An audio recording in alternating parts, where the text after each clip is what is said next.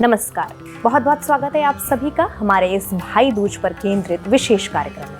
मैं हूँ आपके साथ शिवप्रिया सिंह। एक ऐसा पर्व जिसमें बहनें अपने भाई के मस्तक पर तिलक करती हैं और उसके लंबे आयु की प्रार्थना करती हैं।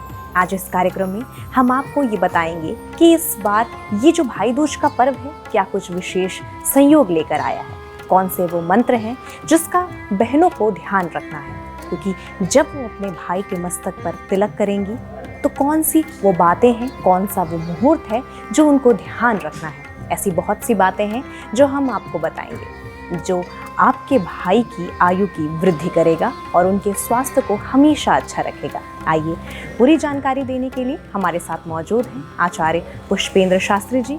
प्रणाम आचार्य जी, आपका बहुत बहुत स्वागत है। सबसे पहले मैं ये जानना चाहूँगी आचार्य जी कि इस बार का ये जो भाई दूज का पर्व है ये क्या कुछ विशेष लेके अपने साथ आया है?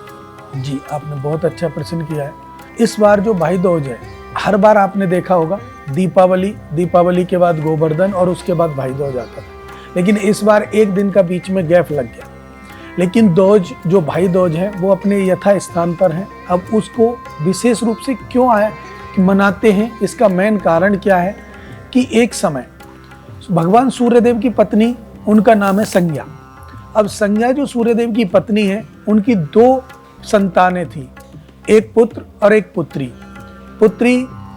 पुत्र जब संतान दो हुई और सूर्य भगवान के तेज को संज्ञा सहन ना कर सकी तो अपना छाया रूप वहां छोड़ करके और संज्ञा चली गई।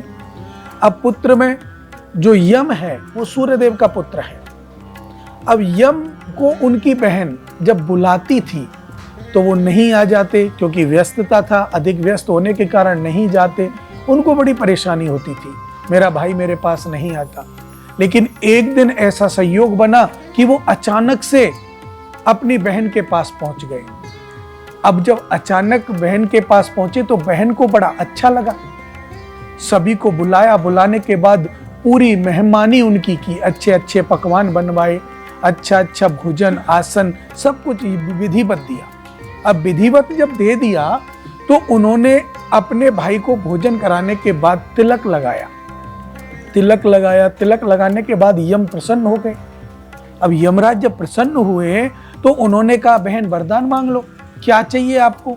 तो उन्होंने जब कहा कि आप वरदान मांग लो तो उन्होंने एक ही बात मांगी कि भाई अगर आप मुझे देना चाहते हैं तो ऐसा दे दो कि इस दिन जो भाई अपनी बहन के घर जाए या जो बहन अपने भाई को टीका लगाए, मिष्ठान खिलाए, तो उसकी लंबी उम्र हो, किसी भी प्रकार की विघ्न बाधा ना आए और तुम्हारे जो दूत हैं, यम के जो दूत हैं, वो उनको ना सताए। अगर ऐसा आपका वरदान मुझे देते हैं तो मैं धन्य हो जाऊंगी और मेरा ये आपका मेरे घर पर आना सार्थक हो जाएगा। तो यम ने अपनी बहन को आशीर्वाद दिया। अब आपके मन में प्रश्न होगा कि यम की बहन कौन थी?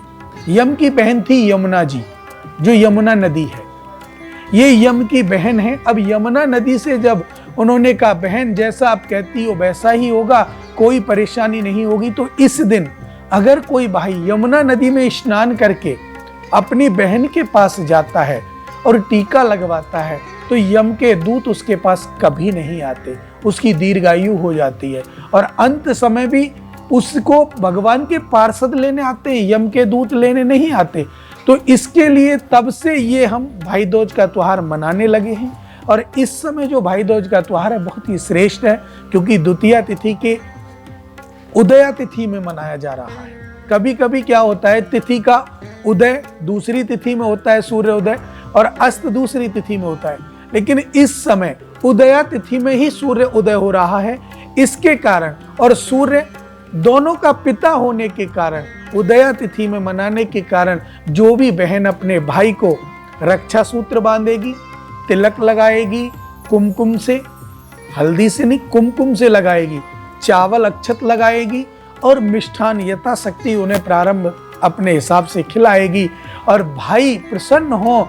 और तो ये भाई और बहन के अटूट प्रेम का संबंध जोड़ता है।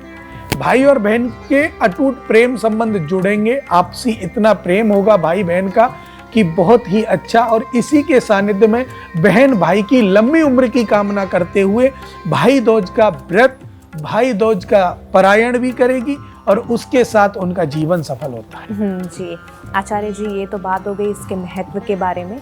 अब मैं जानना चाहूंगी कि इसका शुभ मुहूर्त क्या है। जी देखिए, भाई दूज का इस समय 15 तारीख को जो भाई दूज मनाया जा रहा है, तो 15 तारीख का शुभ मुहूर्त सूर्य उदय से लेकर के 9:11 तक आप भाई के तिलक कर सकते हैं और कुमकुम के द्वारा आप उन्हें भोजन करा सकते हैं। प्रसाद जो आप लेके आई हैं वो खिला सकती हैं। अगर इस समय आप ना करा पाए तो 10:33 से लेके 11:47 तक बीच में ये समय भी आपका बहुत उत्तम है, और इसी समय में अगर आप ये कार्य करेंगे तो आपको बहुत लाभ होगा और आपके भाई की जो उम्र है वो बहुत दीर्घायु हो जाएगी और किसी भी प्रकार की विघ्न बाधा उनके जीवन में नहीं आएगी और वो हमेशा आपका रक्षा करेंगे। जी, ये तो बात हो गई मुहूर्त की। अब इसकी विधि बता दीजिए कि किस तरीके से इस पूजा को संपन्न किया जाए। जी देखिए, हम लोग अलग अलग व्रत, अलग अलग त्योहार, अलग अलग विधि के द्वारा मनाते हैं। तो इनमें जो भाई दूज की विधि है वो बहुत श्रेष्ठ है। भाई दूज की विधि के लिए हमें सबसे पहले एक मिट्टी का कलश लेना होता है, या तांबे का लोटा ले सकते हैं, या अगर तांबे का नहीं है तो स्टील का भी ले सकते हैं, पीतल का भी ले सकते हैं। उसमें आप जल भर लीजिए या उसमें चावल आप भर सकते हैं। उसको भरने के बाद एक चौकी सजाएं और चौकी सजाकर जितने आपके भाई हैं, 1 भाई है, 2 भाई हैं, 4 भाई हैं, जितने भी भाई हैं, हल्दी से लेकर के अपने हाथ की इस उंगली से, इस उंगली का उपयोग कभी ना करें क्योंकि पितरों की पूजा जब करते हैं तो इस उंगली का उपयोग होता है, अन्यथा सभी कार्यों में ये उंगली चलती है।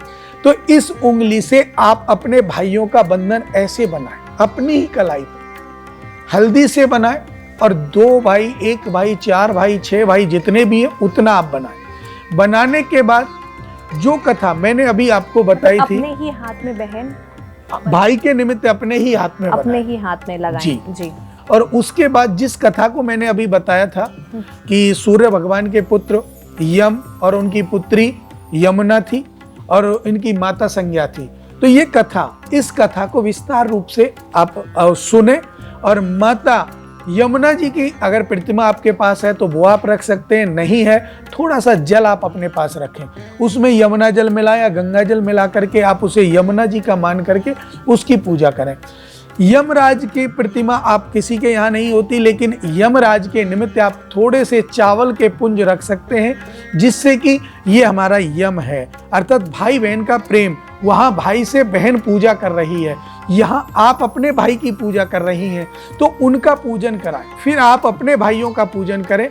और कथा सुनने के बाद जो आपने जल रखा है उसे आप सूर्य भगवान को अर्घ ना दें, क्योंकि देखिए हम लोग देखते हैं सब लोग सूर्य भगवान को अर्घ देते हैं, लेकिन सूर्य भगवान को अर्घ इसलिए नहीं देना है कि उसमें जब हमने पूजा की तो वो और देवताओं का भी झूठा हो गया, उसे आप किसी और पेड़ में डाल दें, उस जल को आप पेड़ में दे दें। तुलसी जी में डाल सकते? तुलसी जी में नहीं डाल सकते, क्योंकि तुलसी जी भी तो भगवान शालिग्राम की पत्नी और किसी का झूठा किसी को नहीं खिला सकते, तो तुलसी जी में भी उस जल को नहीं डाल सकते। और किसी भी गमले में या किसी पेड़ में आप उस जल को मतलब हम जब भी कभी पूजा पाठ करते हैं और हमने वहाँ पे कलश में जल रखा हुआ है तो वो जल तुलसी जी में नहीं चढ़ाना चाहिए, किसी अन्य पौधों पे, किसी भी प्रकार की पूजा पाठ का या किसी भी प्रकार के भोग का जल हमें तुलसी में, केले के पत्ते में और सूर्य भगवान को नहीं देना चाहिए।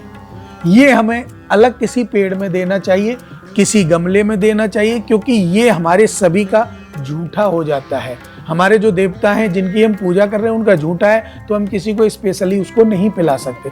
मान लीजिए हम लोग कभी कभी ये कहते हैं कि हमारा झूठा हम किसी को नहीं दे सकते, तो किसी का झूठा किसी को कैसे दे सकते हैं। अब इसके बाद जब बहन अपने भाई के मस्तक पर तिलक करे, तिलक करके कुछ मिष्ठान खिलाए और रक्षा सूत्र बांध दे, तो ऐसे बहन का प्रेम अपने भाई के प्रति अटूट होता है और भाई का जो प्रेम है वो बहन के प्रति अटूट होता है और उनका जीवन सफलतापूर्ण, दीर्घायु, दोनों का ही दीर्घायु होता है। इसमें यम के दूत उसके साथ कभी नहीं आ सकते। जी आचार्य जी, आपने इतनी गहरी जानकारी दी भाई दूज के ऊपर, इसके लिए आपका बहुत बहुत धन्यवाद आचार्य जी। कार्यक्रम में आने के लिए धन्यवाद। तो दर्शकों, आज के इस कार्यक्रम में हमने जाना कि भाई दूज पर आप किस तरीके से पूजा अर्चना कर सकते हैं, इसका शुभ मुहूर्त क्या है और इसका महत्व क्या है। तो हमारे आज के इस कार्यक्रम में बस इतना ही। बाकी की खबरों के लिए देखते रहिए श्रेष्ठ भारत।